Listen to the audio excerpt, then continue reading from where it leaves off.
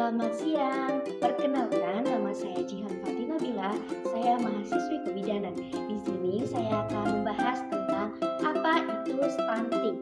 Nah, tahukah Bunda, ada jutaan balita di Indonesia yang menderita stunting. Jangan sampai jumlahnya meningkat. Stunting sendiri itu adalah gangguan tumbuh kembang yang bisa terjadi pada anak. Hal ini biasanya disebabkan gizi kronis pada awal pertumbuhannya. Umumnya, anak yang menderita stunting bisa terlihat proporsional. Tapi kalau dibandingkan dengan anak yang lain, ia terlihat lebih pendek atau kerdil. Nah, meski begitu, bukan berarti semua anak yang terlihat kecil atau pendek itu stunting.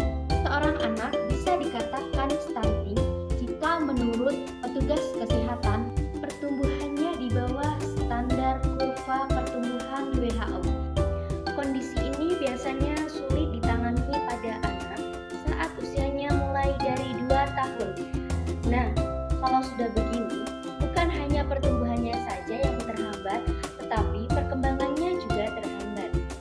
Anak yang menderita stunting, tingkat kecerdasannya juga akan turun, gangguan berbicara dan kesulitan dalam belajar nantinya.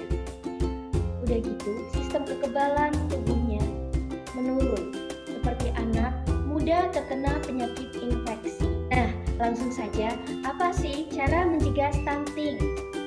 Dari masa kehamilan hingga si kecil dilahirkan. Yang pertama, Bunda bisa mulai saat hamil.